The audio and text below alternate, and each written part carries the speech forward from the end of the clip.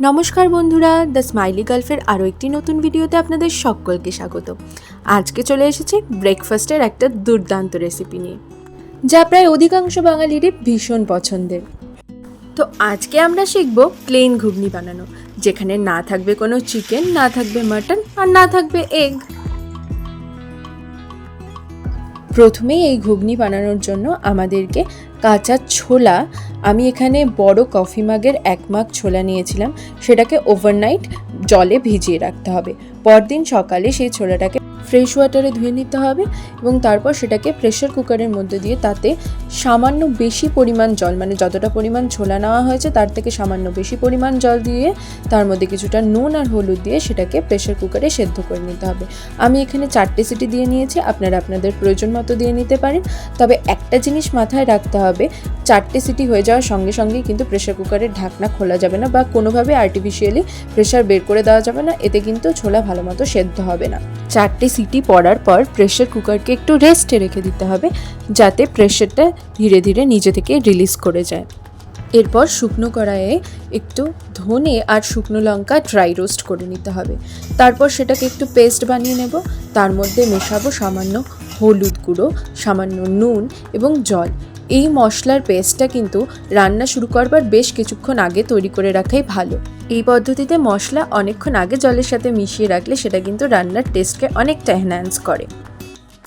এরপর আমরা 2টো ছোটো সাইজের কাঁচা পেঁয়াজ এবং 4-5টে কাঁচা লঙ্কা হ্যান্ড চপারের সাহায্যে ভালো মতো চপ করে নেব, যাতে পেঁয়াজ আর লঙ্কার দানাগুলো ভীষণ ছোট ছোট হয়ে যায়।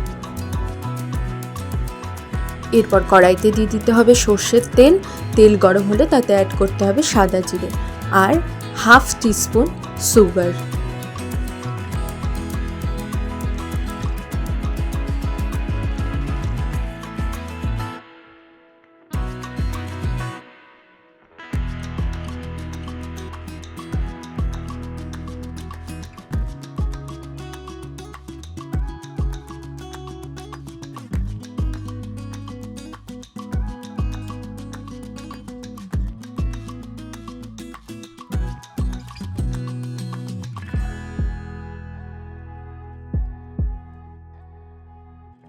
এরপর কড়াইয়ে দিয়ে দিতে হবে চপ করে রাখা অনিয়ন আর গ্রিন চিলি।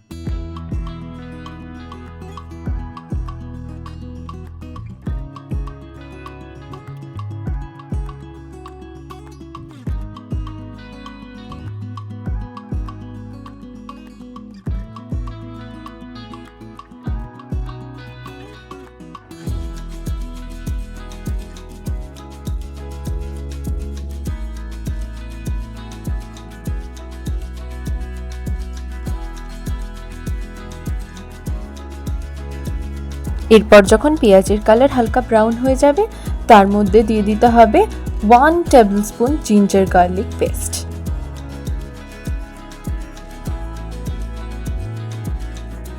মশলাটা যাতে কোনোভাবেই কড়াইয়ের গায়ের সাথে না লেগে যায়, তার জন্য আমি ওই জিঞ্জার গার্লিক যেই পাত্রে বেটে রেখেছিলাম সেই পাত্র ধোয়া কিছুটা জল দিয়ে দিলাম। এরপর আগে যে মশলার পেস্টটা আমি তৈরি করে রেখেছিলাম, হলুদ, লবণ, শুকনো লঙ্কা আর ধনে বাটা দিয়ে সেটা অ্যাড করলাম।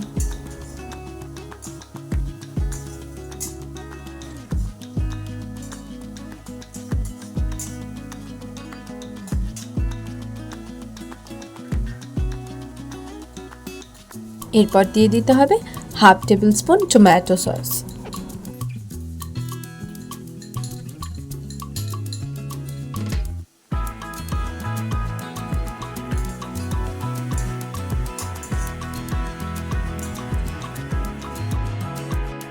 তারপর 2 টিস্পুন চানা মশলা।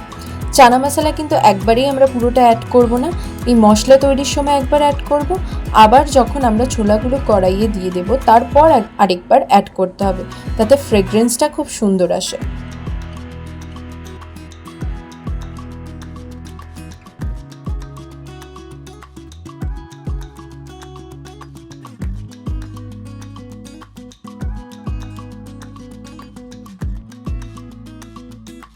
এরপর মশলাটা যখন কড়াইয়ের গা ছেড়ে আসবে তখন তার মধ্যে অ্যাড করতে হবে সেদ্ধ করে রাখা ছোলাগুলো। এক্ষেত্রে একটা ইনফরমেশন আপনাদের দিয়ে রাখি, আমি যে পরিমাণ জল দিয়ে ছোলাগুলো সেদ্ধ করেছিলাম তার পুরোটাই কিন্তু ছোলার সাথে কড়াইয়ে ঢেলে দিইনি। যতটা জল ছিল তার থেকে হাফ জল আমি ফেলে দিয়েছি এবং হাফ জল ওই ছোলার সাথে আমি অ্যাড করেছি এই মশলার মধ্যে।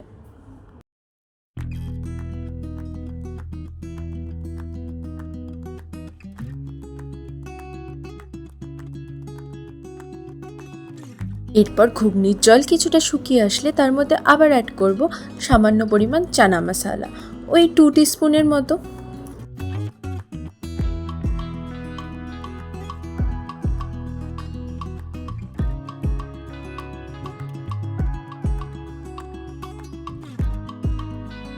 এরপর ফাইনালি ঘুগনি নামাবার আগে একবার চেখে দেখে নিন, যদি মনে হয় নুন বা মিষ্টি কোনোটা একটু কম বেশি হয়ে গেছে তাহলে সেটা অ্যাডজাস্ট করে নিতে পারেন। আমার ক্ষেত্রে নুনটা একটু কম হয়েছিল তাই আমি আর একটু পরিমাণ নুন অ্যাড করেছি। ব্যাস তৈরি হয়ে গেল আমাদের ঘুগনি। সারা সপ্তাহ ওই একঘেয়ে ব্রেড আর জ্যাম খেতে আমাদের কারোরই হয়তো ভালো লাগে না, কিন্তু সময় কম থাকায় তাই খেতে হয়। তাই রোববার চটপট সকালবেলা বানিয়ে নিন এই ব্রেকফাস্ট। এই ঘুগনিটা কিন্তু মুহূর্তেই আপনার মুখের স্বাদ পরিবর্তন করে দেবে।